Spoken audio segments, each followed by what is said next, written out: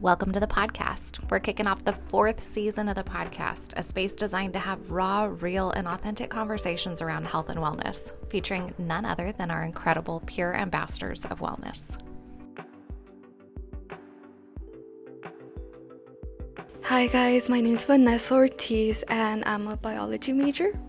Hi, my name is Marisi. My pronouns are she, her, and I am a liberal studies major. Hi, my name is Leanna, and I am a health science major. Hello, my name is Bethany, and I am a sociology major. And today we're here to talk about stress and anxiety. So for our first question, it's about self-care. So if you could trade one responsibility or task with a friend, what would it be, and why do you think it would reduce stress for both of you? I think for me that would be like, since I'm the oldest child, I feel like sometimes like I get all the pressure from family. So I think that would be like, maybe like switch places with like the youngest sibling. Oh, that's a good one. I would say the same thing. I'm also the oldest of 3. And I think definitely the youngest doesn't have as much pressures or responsibilities as the oldest. Mm-hmm. So, yeah, I would probably trade even the majors or just like the little tasks at home and everything. Yeah, that's a good one. Yeah. All right, so for me, my friend, or one of my best friends, she's an artist, and I really like everything that she does. She does digital art, so I think I would want to try doing some of her projects, if anything, either just like her side projects that she does like as commissions or something, or try doing some of her projects for her classes that she does. So in return, I think I would want her to practice some of the things that I do with graphic design, since they're kind of in the same realm, but she doesn't really do graphic design that much, and I think it would just be a fun way to try out new things. I've never done digital art before, so I think it would be really fun, and then for her, the same way, I think it would be fun for her to learn those skills in graphic design. Nice. I love the whole little switch dynamic, helping each other out. I love that. Mm-hmm. For me, well, my sister, she's currently attending CSUMB, and she's also a little baker, like her little side hustle. Yeah. So I think I would take the responsibility on being a baker, because I will try, but I would love to have that little neat, and it's her business. It's so cute. Like, she's on it and she's a student, so I probably would take that task on being that experienced business person. And then I would tell her to take being a PAW. Oh my gosh, Because yes, I would tell her to be a PAW. I'm like, okay, like, this is what you have to do. Advocate stress. I feel like it would not only help her within, but get her more experience on other people and how we all work together, especially when it comes to boothing and events. Yeah, that's great. I think being a PAW is like such a rewarding experience, so she would definitely like that. And the same thing with baking. I've never really done that as well, so that would probably be really fun. All right, so moving on to question 2. It says, all right, gratitude attitude. Reflect on how practicing gratitude has helped you cope with stress, and what are you currently grateful for in your college life? What am I currently grateful for my college life? I feel like within the community of Fresno State, shout out Fresno State, I feel like there's a lot of friendly people and a lot of professors that want to help and want the students to strive and be better. So it all started when I was taking my statistics class.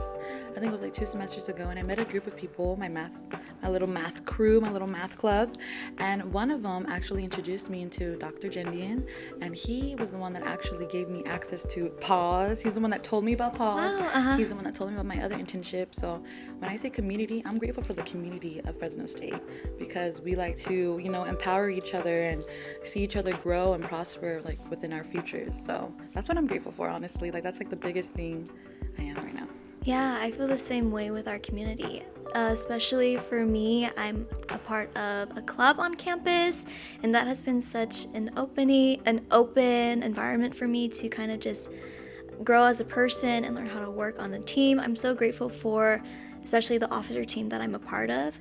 As an officer in the club, there are a lot of responsibilities that you have to have and like handle on your own, but just knowing that they have my back and seeing their text messages saying that, hey, if you're struggling on anything, I'm here for you and you can rely on all of us. Just like knowing that I have them, it makes me feel really comfortable and safe, and just really happy to be part of that kind of community. Yeah. Great. Okay, question 3. Okay. Anxiety antidotes. Share a personal ritual or routine that helps you elevate anxiety during challenging times. And then how did you discover it and why does it work? That was long, but yes. Wait, is it elevating anxiety? Okay, let me say that again. It's okay. How do you stress yourself out? I know. It's okay. Okay. I think it's difficult to think about what you're grateful for when you're really stressed, whether with school or personal life. But I think taking time to mindfully be grateful, I don't know, it's helpful. So I think for me, I like to write 3 things that I'm grateful for at the end of each day. Yeah. Whether that's on my phone, if I type it in the notes, or I write it in a sticky note on my desk, or like if I have a journal nearby, I like to write 3 things that I'm grateful for. And I think that just like sort of helps me ground myself at the end of the day. Yeah, I agree. Yeah, for me too. I feel like meditating, journaling, like you said, writing down things that you're grateful for. I feel like right now I'm grateful for like family. Since I live away from home, it's like helped me like appreciate like when I'm with them. Yeah. Okay. Share a personal ritual or routine that helps you alleviate anxiety during challenging times. How did you discover it and why does it work for you?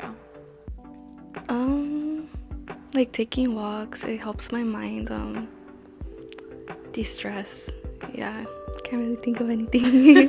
What about you? I think for me, oh wow, okay, this is a good one. Okay, so personally, I have anxiety, so I think a lot throughout this semester and last semester, I've learned different like coping strategies, and so I actually bought one of those small like coloring book mandalas. You know, the one that have like a lot of designs. Yeah, and so I just started coloring that one, and I think when I'm like really like in a bad state of anxiety, it helps me ground myself.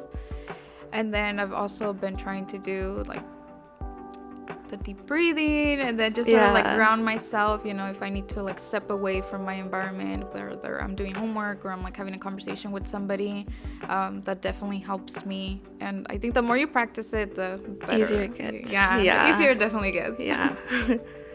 Yeah, when I'm anxious, I found that when I kind of just slow down and I take deep breaths, that really helps me to kind of just detach myself from the situation and kind of just focus on like my heart rhythm and stuff, because when I'm anxious my heart tends to beat really fast and then I get really heavy on my chest. But I'm like, okay, let's just take a step back, let's breathe, let's hold it in, then breathe out.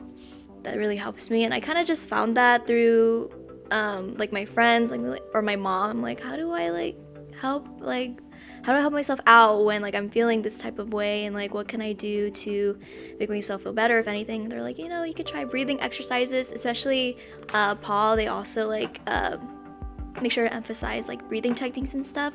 So I've been doing that more often, and that's been really helping me with all my stress and anxiety. I love that. Breathing is very important, especially when you are having anxiety during a test or anything like that. That's beautiful. For me, a routine would be like taking a walk. Honestly, like I need the fresh air to hit me, and then like finding a nice quiet place. And then what I love to do, which really helps me, is sing. I love singing. Like, yes, I love singing and like worshiping. I have like a list of Christian songs that I love, and I just like I'm in the presence and I just start singing, and it just not only like lets go of all the anxiety and all the stress, but I'm like I feel peace within myself, and it's just beautiful. And I don't mind if anybody's watching me, you know, like I'm like, oh, let me bless you real quick too. But Yes. you know, but it's honestly such a beautiful moment to just not be here, not like not like that, but like not be in the stressful world, and just putting yourself into another like bubble of just peace. Yeah, and then I kind of wanted to add on to one of my routines that I do. I like to also take notes and break down what I have to do. That really helps me to alleviate my stress, because when I know I have a lot of things to do, it can be really overwhelming, but breaking it down and seeing how long things will take, that really helps to alleviate stress as well for me. When you say notes, do you mean like journaling? Do you also do journaling as well? haven't done it too much, but I do it on my sticky notes and then on my notes app as well. But I think journaling could also be a great way to like help with that. Do you journal or anything like that? Journal. Oh, yes. I have my journal. I think for like each year I love dedicating like a passage. Okay, 2024, 2023, like, you know, and it's honestly like talking to like a best friend. It's like talking to someone, you know, because you don't want to talk, you know, let's say like you're stressed and you're having like a bad day and you just want to like, oh, like who would I talk to? If you don't have that person to talk to, you have a journal to reflect and see. And not only that, but you can see the growth within the journal, your healing or whatever you're going through. So I would definitely recommend journaling. Yeah, I definitely want to, but that does remind me I have done letters to my future self, so it's kind of like talking to myself in the same way, and I'm gonna be opening it at the end of the school year and seeing like how far I've come, hopefully. So we'll that's see. Beautiful, yeah. because we are truly our own best friends, even though like if we don't have access to that, because I know a lot of people are introverts or just dealing with a lot of stuff right now and can't really share what they're going through. But just remember that you are your best friend, okay? And don't feel alone. I know a lot of people are like, well, I feel alone. I'm like, and yes, you may feel alone, but remember to look down on your feet, because there's 1 and 2 and it's just you. And so be your best friend. Yes, I love that. That was great. All right, moving on to the last question. All right, self-awareness action. What would you say to someone who expressed that their stress and anxiety is negatively affecting their life? Could taking those actions also serve as a reminder to you as well? I think I would just say like knowing there's people that are there to support you. I know like I know everyone says that, but it really is like important. Like a lot of people are there to help. Yeah. Oh yeah, I would say that, like, you're not alone, or yeah, like, you're not alone. Yeah. that you have a lot of people that help you. And I think sometimes just listening to somebody talk about what they're stressed about or what's making them anxious is definitely very helpful. Just sort of like being there for them. Yeah. And I think, well, for me, like if my friends say that they're stressed or something like that, since we're at the health center, you know, I always sort of recommend, I was like, oh, well, you know, there's groups or there's counseling, individual counseling, and that's definitely helpful, or let's talk. I've used that one personally before, and it's helpful. Like, it helps me ground myself, and so I always like recommend it to my siblings and other friends and people, you know. I'm like, oh, maybe you can like jump in for a little bit and talk about what's stressing you out, and they provide other like coping strategies or something to sort of distract you for the moment. Yeah. But I think it's important to like let people know that you're there for them. Yeah. Yes, so I definitely practiced this over the weekend, and I feel like when people are going through that, like you have to talk calmly. And what I like to do is like, okay, like I give it my full attention. I'm like, okay, breathe in, breathe out. And I'm like, let me take that negative energy. Let me take it all away. And the most little line I always say is, everything's gonna be okay. And I feel like that's important, because I feel like obviously when we're stressing and we're thinking of the worst and, you know, the end of the world type of stuff, which is not. But I like to have that little name, like, everything's gonna be okay. Because, like, you know, when you're doing like that, that's the last thing, you know, you're thinking of. That's the last thing you're thinking, like, especially when it comes to positivity during like stress or anxiety or all of the madness, and just hearing someone saying everything's gonna be okay, and I truly believe in that. And I feel like that's so like effective, because I'm like, I kid you not, every time I say that, I don't know if I'm like, you know, but every time I say that, everything truly is okay, because you put your full in trust, you put your full in peace. So I don't know what's going on, but that's what works for me, just telling them that everything's gonna be okay. Yeah, that's great. For me, when my friends or my family members come to me, I like to tell them to just be kind to themselves, because for me, I know when I'm stressed or anxious, I feel like I'm not doing enough or I'm slacking. I'm really mean to myself, and I tell myself, oh, you know, I'm not doing everything that I can to relieve all this stress. So when I go to other people, they're like, you need to be more kind to yourself. And I'm like, yes, that's right. So then I like to share that message and tell them, you know, make sure to just tell yourself that it's okay to like be feeling this way, but you shouldn't be so hard on yourself as well. And when we tell others to be kind to each other or to like breathe and everything's gonna be okay, we really have to acknowledge that we need to be the example for them. We have to be the model for them. Because yes, like, you know, but sometimes I feel like we forget. Because I will admit, I'm not perfect and I get overwhelmed. And yes, I'm helping A, B, C. But then when I'm in a situation, I'm like, oh, wait a minute. I'm all like running around. I'm like, oh my gosh, like, what's going on? And that's what I learned like recently, like Beth, like you are human too. You know, you are not perfect. Yes, you advocate for stress. Yes, you do your steps. But maybe sometimes when we're overwhelmed and we freak out, that's okay. And I beat myself up for it when I don't like implement the journaling, or when I don't implement the kindness to myself, or when I don't implement breathing. I'm like, whoa. Like, it's okay that you, like, you know, like it's okay to take a breather and just be like, be the example, be the, and that I feel like we do forget that sometimes. I do too, yeah. Right? Because we're just so overwhelmed and we're just like, wait a minute. I'm over here saying all this, but I need to implement it within myself. So I think that's important too. Yeah, and I also want to add that because they did come to me for help or advice, that is exactly the first step that they need to take in order to kind of help with their stress and anxiety. And just I would definitely encourage them to keep talking to me or anyone else, because it's definitely very easy to feel alone in these types of situations. So just making sure that you remember that these things is something that a lot of people like go through as well, and that it's okay to be vulnerable with other people. I just want to make sure to keep reminding them of that. Yes, and I feel like a lot of people don't really understand, like, okay, like I feel like there's a lot of questions, like, okay, like how do I let it out? And I would get, my advice would be scream, yell, cry, let it out. Don't hold it in. And I know that's easy for me to say, but truly don't hold it in, because then you're just collecting the levels of stress, anxiety, and you're gonna explode. You might explode during a test, you might explode during a presentation or a podcast. So that's what I'm saying. Just let it out, cry it out. Go to the shower and cry. It's okay.